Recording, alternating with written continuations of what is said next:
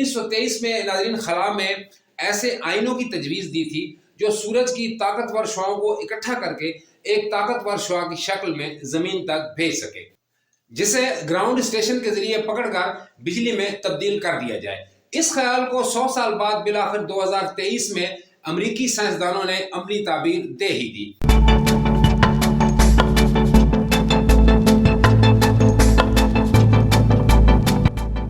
بسم اللہ الرحمن الرحیم۔ معزز ناظرین، ان کیمرہ سیشن میں خوش آمدید۔ میں ہوں آپ کا میزبان احمد خلیل جازم۔ ناظرین، خلائی سائنسدانوں اور محققین نے ایک دیرینہ خواب کی تعبیر کی جانب ایک انتہائی اہم قدم اٹھایا ہے، یعنی خلا میں شمسی توانائی کا حصول اور پھر اسے وہاں سے زمین تک پہنچانا۔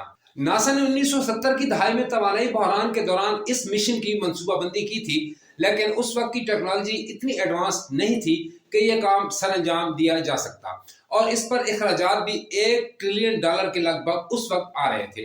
چنانچہ خلا سے شمسی توانائی کا حصول ہمیشہ ایک خواب ہی رہا جو اب حقیقت بننے جا رہا ہے۔ خلائی سائنسدانوں نے اس خواب کو شرمندہ تعبیر کرنے کی کوشش جاری رکھی۔ ایک عام کوئلہ یا نیوکلیر پاور پلانٹ جتنی بجلی پیدا کرنے کے لیے ایک سیٹلائٹ کو کلومیٹروں اور سینکڑوں ایکڑ پر مشتمل علاقے کی ضرورت ہوتی ہے۔ خلا میں شمسی توانائی کے حصول کی تجویز سب سے پہلے کانسٹنٹ سولسکی، ایک روسی تھیورسٹ نے دی تھی۔ اس نے 1923 میں ناظرین خلا میں ایسے آئینوں کی تجویز دی تھی جو سورج کی طاقتور شعاؤں کو اکٹھا کر کے ایک طاقتور شعاع کی شکل میں زمین تک بھیج سکے، جسے گراؤنڈ اسٹیشن کے ذریعے پکڑ کر بجلی میں تبدیل کر دیا جائے۔ اس خیال کو 100 سال بعد بالآخر 2023 میں امریکی سائنسدانوں نے عملی تعبیر دے ہی دی۔ چند دن پہلے امریکی خلائی سائنسدانوں نے خلا سے پہلی شمسی بیم زمین پر پہنچا دی۔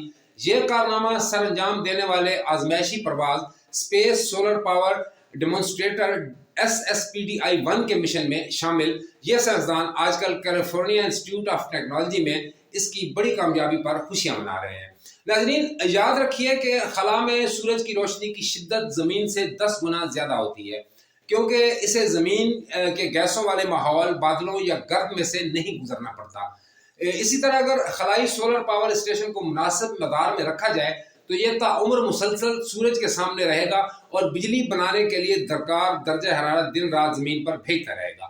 ایک سیٹلائٹ سے 10 لاکھ تک گھروں کو بجلی فراہم کی جا سکتی ہے۔ ناظرین، آزمائشی خلائی پرواز سے چھوڑے جانے والے کارٹک ڈیوائس کے ساتھ 1.8 میٹر لمبی سولر چٹائی لگائی گئی تھی، جس کے اندر 32 مختلف اقسام کے کم قیمت سولر سیل بھی لگے ہوئے تھے، جن سے پکڑی گئی سورج کی روشنی کو الیکٹرانز نے مائکرو ویو میں تبدیل کیا، جن سے 2 ہلکے وزن کے مائکرو ویو ٹرانسمیٹر کے توسط سے زمین پر کامیابی سے سگنل بھیج دیے گئے۔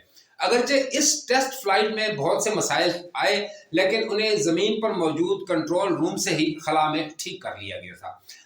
ناظرین، یہ کامیاب خلائی فلائٹ انسان کے صاف ستھرے ذریعہ توانائی کی طرف سفر کا ایک بہت بڑا مرحلہ تھا، جو کہ کامیابی سے عبور ہو گیا، کیونکہ زمین پر انسان پہلے ہی تیل اور کوئلہ جلا جلا کر بجلی بنانے سے ماحول کو ناقابل تلافی نقصان پہنچا چکا ہے۔ ناظرین، اب آتے ہیں اپنے ملک کی جانب۔ المیہ یہ ہے کہ دنیا تو اس وقت خلا سے سولر بیم زمین پر بھیج رہی ہے اور ہم سولر پینل تک نہیں بنا پا رہے۔ سولر پینلز پر اس وقت بات کرنا مناسب نہیں ہے کہ ہر کوئی جانتا ہے کہ یہ صاف ستھری اور مفت بجلی کا ایک بہترین ذریعہ ہے جو پاکستانی عوام کی پہنچ سے جان بوجھ کر دور رکھا گیا ہے۔ ایسے میں ہم سولر بیم کے بارے کیسے سوچ سکتے ہیں، کیونکہ ہماری ترجیحات ہی کچھ اور ہیں۔ بجلی کے بھاری بلوں تلے دبی یہ قوم نہ جانے کب سولر پینل پر منتقل ہوگی اور کب شمسی بیم کے ذریعے ہم خلا سے بجلی حاصل کر پائیں گے۔ ناظرین، خواب دیکھنے چاہیے، ان پر کوئی پابندی نہیں ہے، سو دیکھتے چلے جائیے۔